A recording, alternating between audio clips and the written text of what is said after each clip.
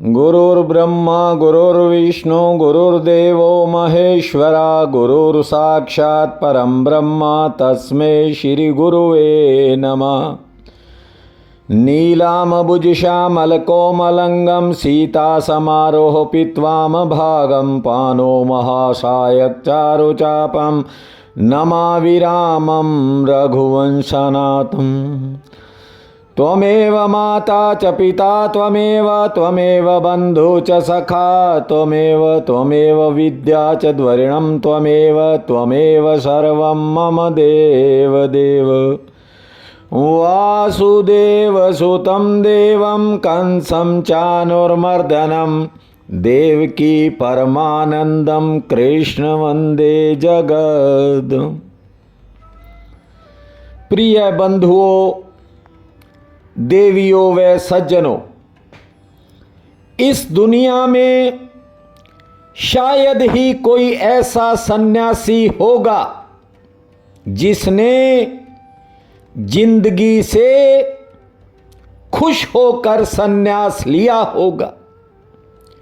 यहां ज्यादातर लोग इसलिए सन्यासी बन जाते हैं क्योंकि जिंदगी की मुश्किलें इतनी बड़ी होती हैं कि वे लड़ ही नहीं पाते। घर गृहस्थी की चुनौतियों का सामना नहीं कर पाते। और मजे की बात यह भी है कि वस्त्र बदल जाते हैं, वेशभूषा बदल जाती है, लेकिन भीतर कुछ नहीं बदलता।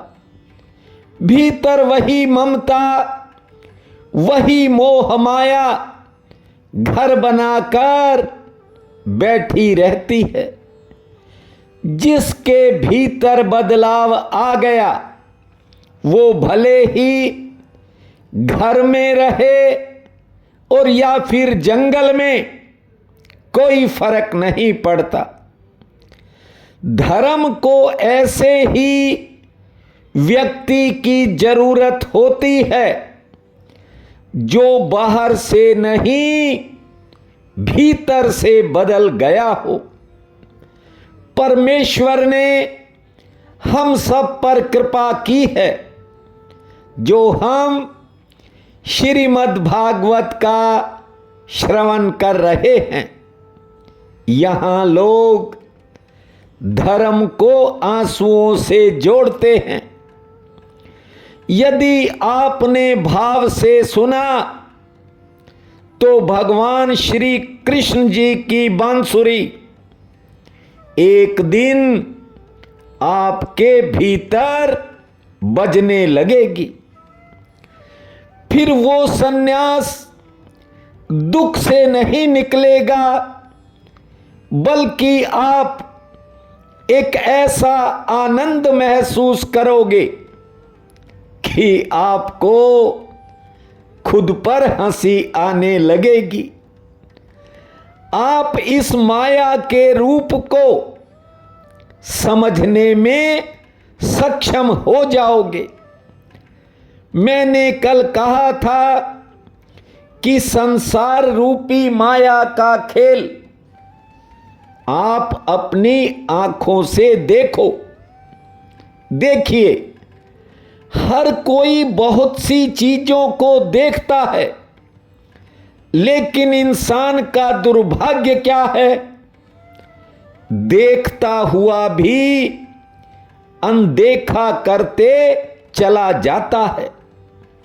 बच्चे, बूढ़े, जवान, स्त्री, पुरुष हमारे सामने दुनिया छोड़ते हैं। घर परिवार, कारोबार, संपत्ति, जायदाद, कोठी, कारें सब यहीं धरी रह जाती हैं। जाने वाले के कर्मों का यशगान होता है। यहां भी होता है, परलोक में भी होता है। जब कोई बुरे कर्म करके दुनिया से जाता है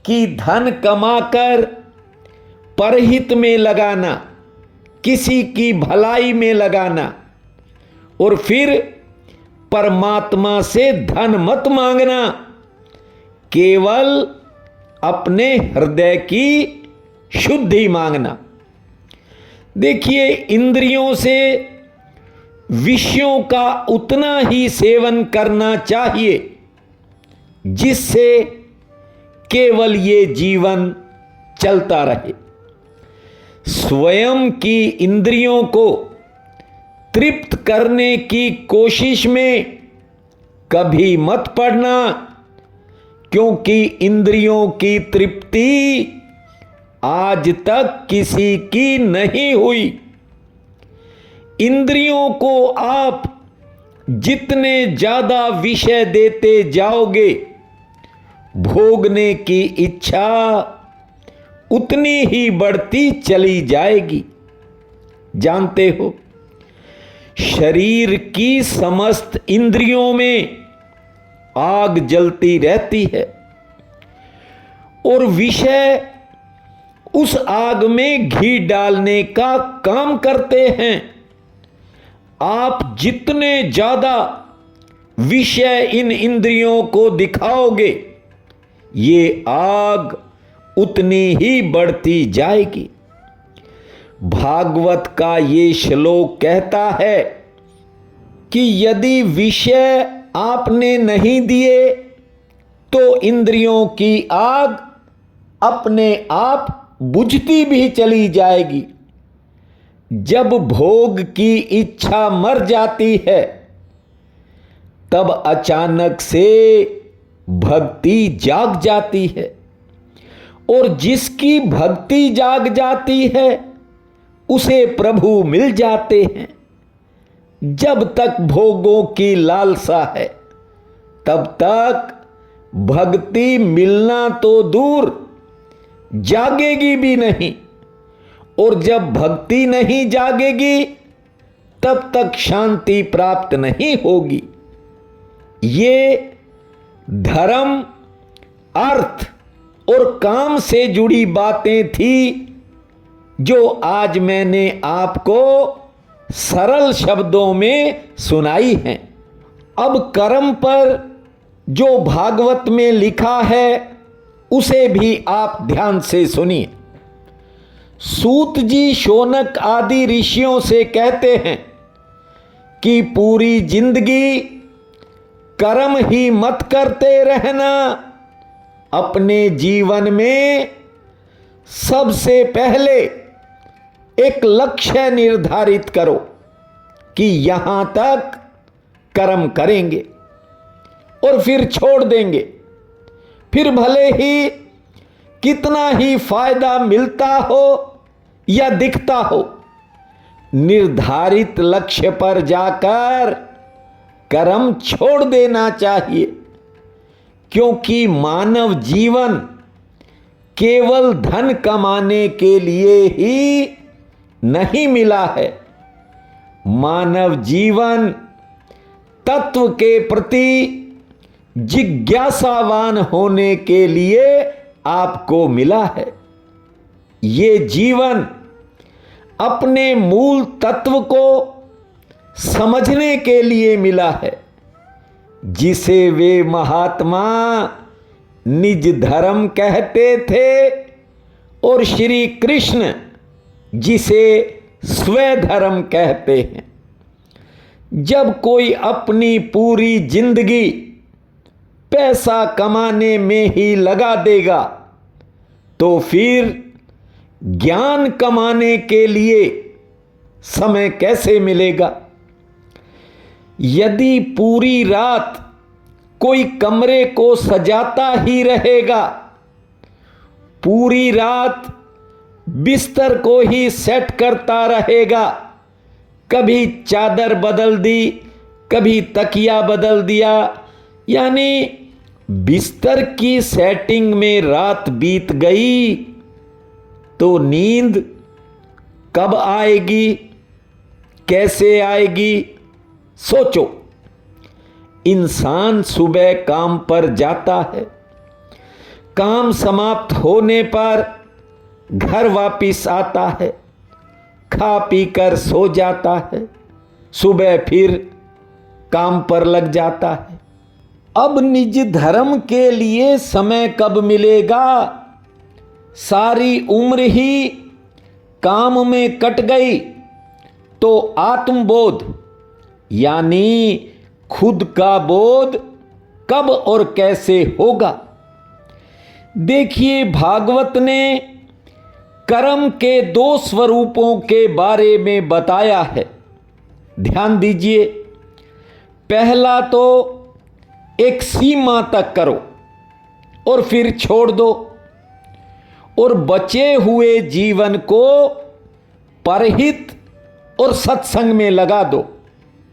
दूसरा ये कि कर्म करते रहो और सच्चिदानंद का स्मरण ऐसे बनाए रखो जैसे पनघट से 3-3 घड़े पानी के सिर पर उठाकर लाने वाली महिलाएं चलती भी रहती हैं, आपस में बातें भी करती हैं, इधर उधर आने जाने वालों का भी ख्याल रखती हैं, लेकिन उनका असली ध्यान पूरा समय सिर पर रखे पानी के घड़ों पर रहता है। जैसे छोटा बच्चा होता है, माँ घर में कपड़े भी धोती है, बर्तन भी साफ करती है, रसोई भी बनाती है, अन्य सब काम करती रहती है, लेकिन उसका पूरा ध्यान छोटे बच्चे पर होता है। ठीक ऐसे ही कर्म करते समय ठाकुर का स्मरण बना रहना चाहिए।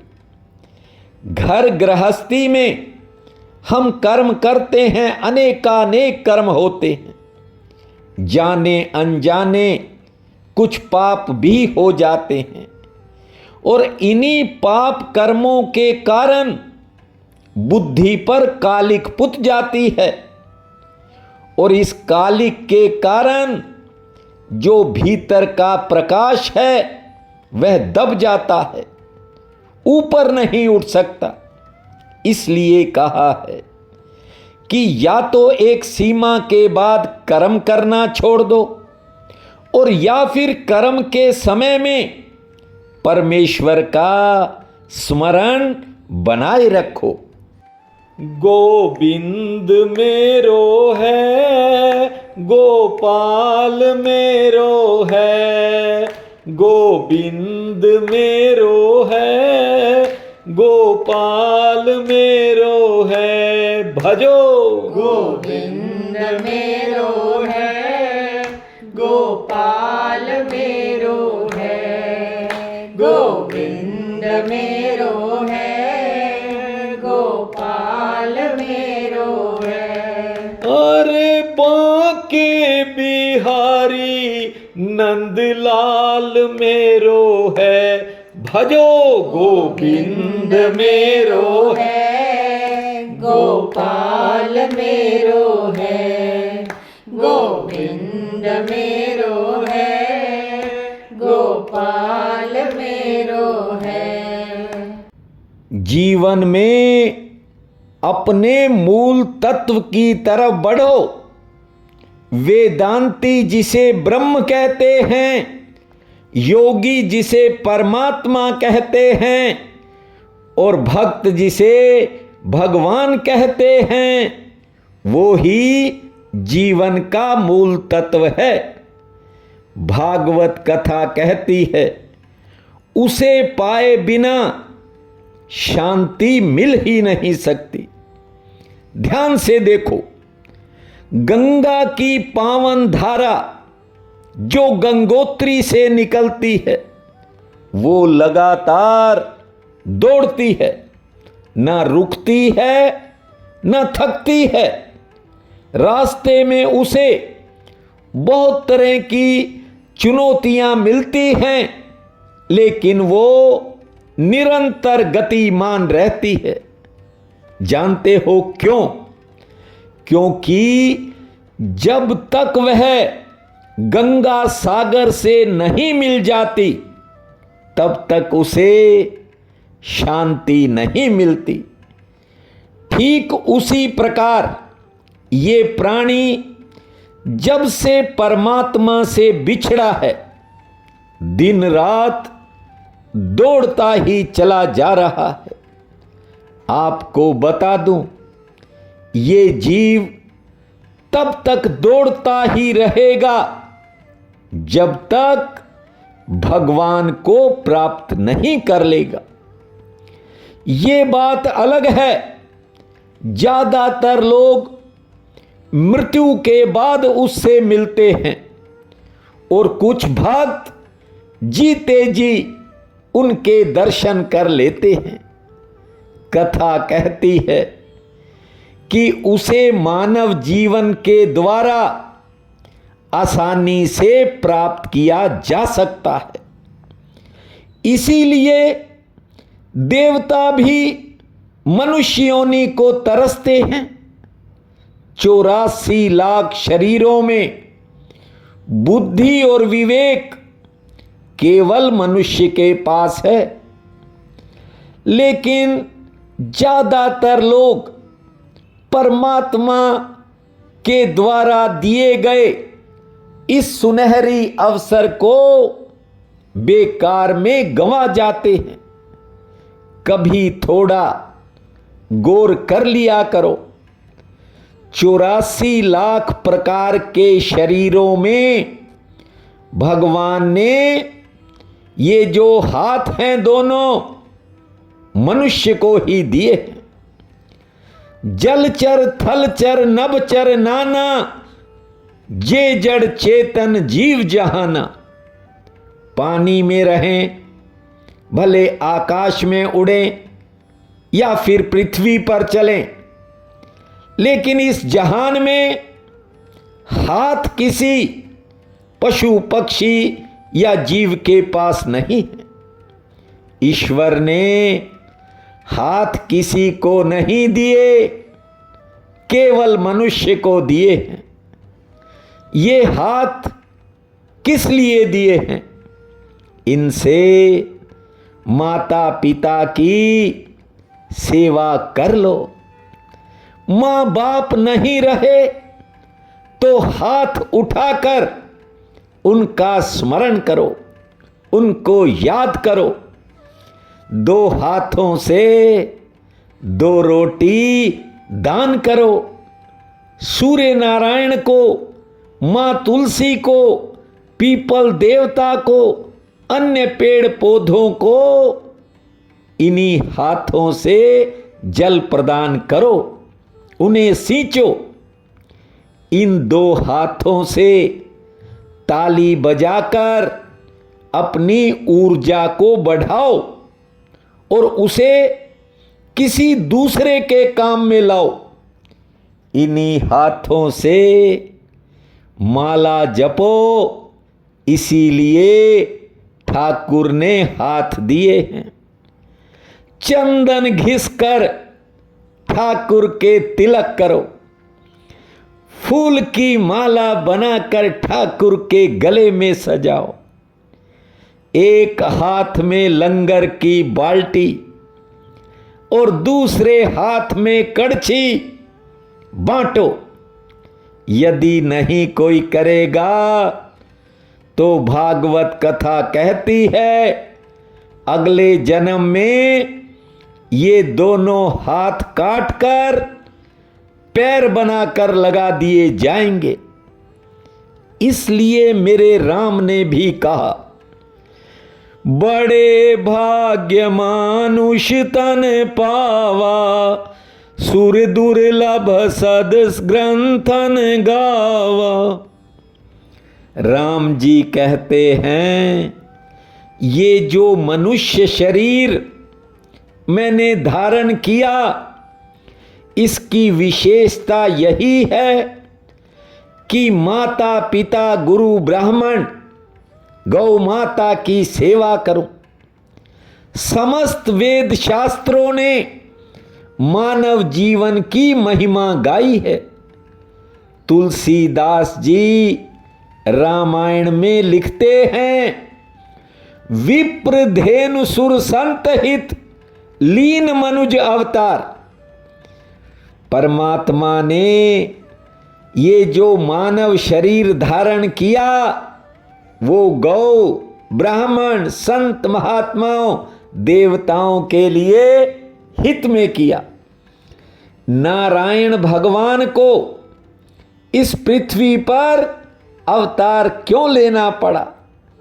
ये मानव शरीर आपको कुछ करके दिखाने के लिए मिला है, इसलिए गवा कर मत चले जाना।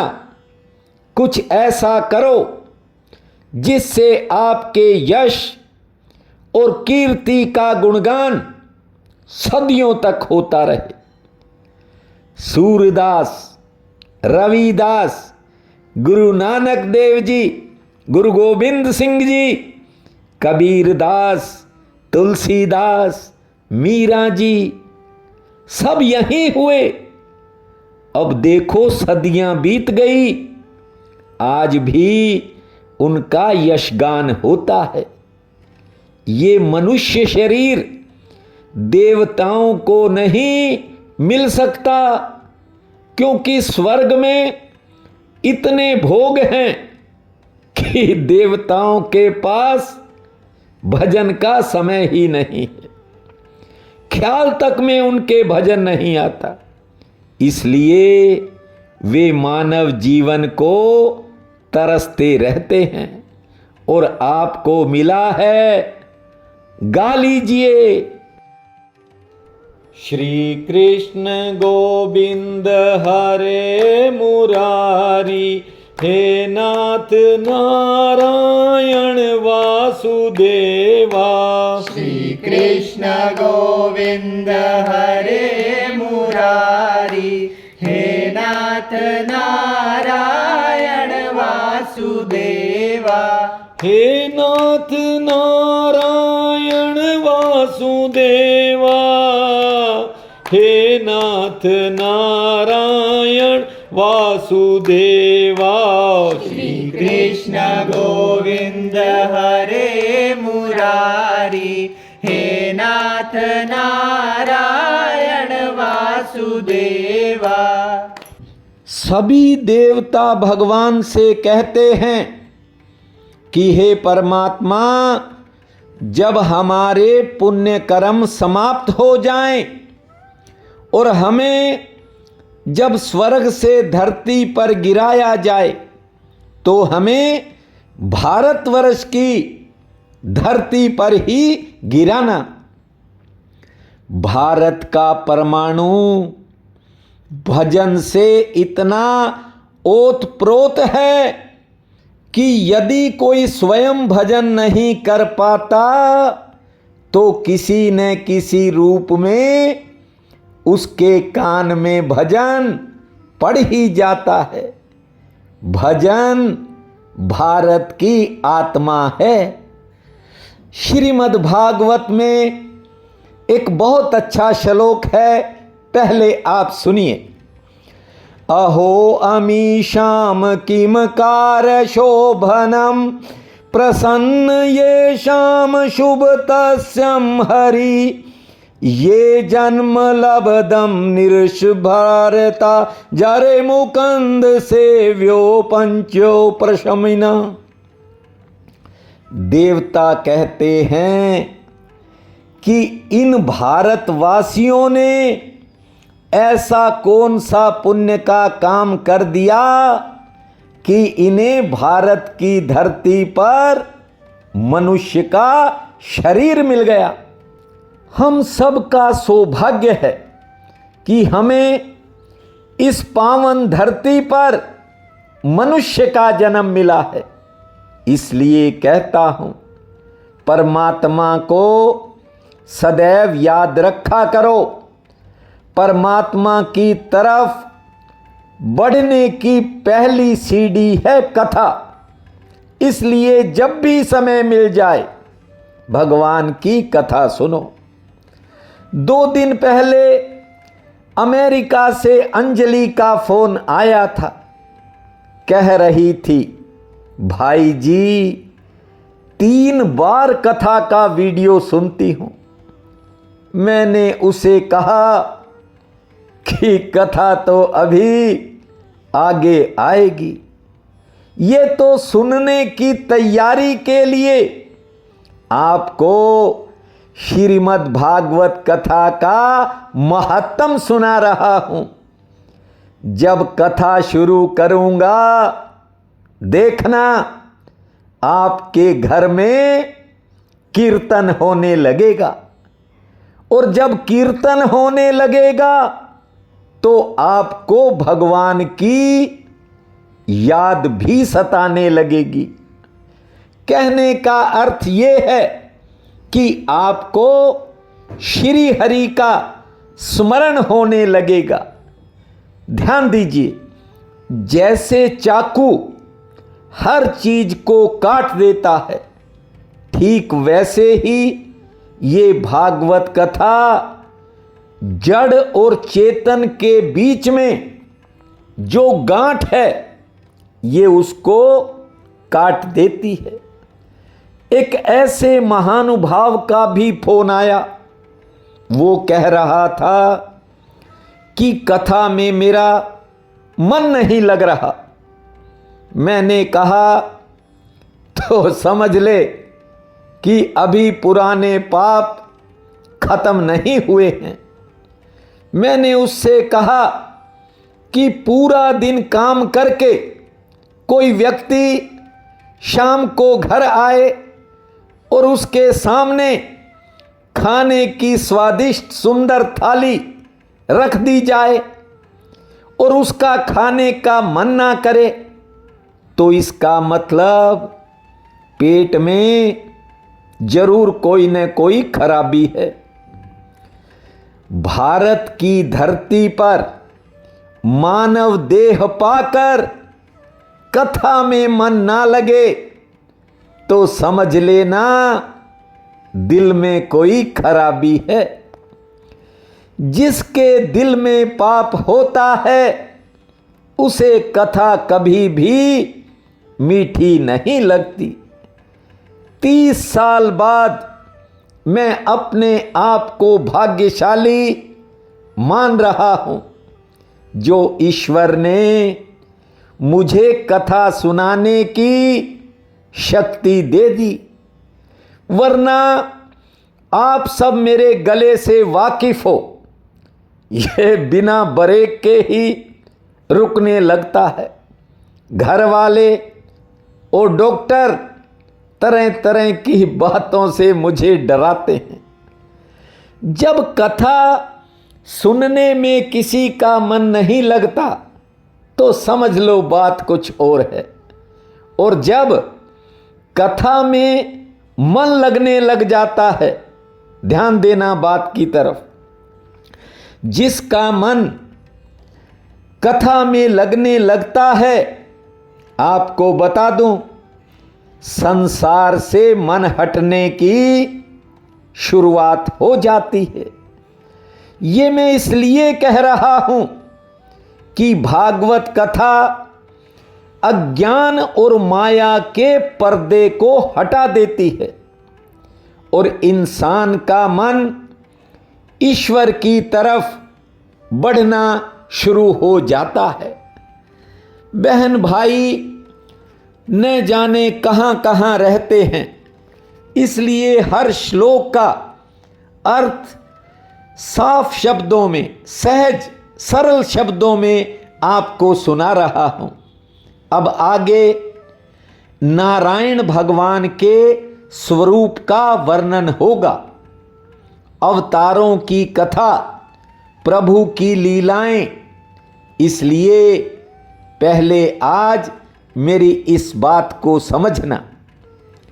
मान लो कोई सेठ बड़ी फैक्ट्री लगाता है, तो उसे समय समय पर संभालने भी जाता है ना। थोड़े समय बाद उसे जाना ही पड़ता है, यदि कहीं कोई गड़बड़ हो तो सेठ उसे ठीक भी करता है, तरह तरह के सुधार बदलाव भी करता है। ठीक उसी प्रकार परमात्मा ने इस जगत की रचना की है। उसने ये संसार बनाया है और उसे भी समय समय पर अनेक रूप लेकर यहां आना ही पड़ता है। यहां की गड़बड़ियां दूर भी उसे करनी पड़ती हैं। भागवत कथा कहती है भगवान ने 24 अवतार धारण किए, जिनमें से 2 अवतारों का गुणगान ज्यादा होता है। 2 अवतारों की महिमा ज्यादा गाई गई है। 2 अवतार ज्यादा प्रसिद्ध हैं। उन अवतारों का वर्णन तो कल करेंगे, आज उनका स्मरण करते हैं। भगवान के 24 अवतारों की कथा आगे आएंगी। जग में सुंदर हैं 2 नाम, चाहे कृष्ण कहो या राम। बोलो राम राम राम, बोलो राम।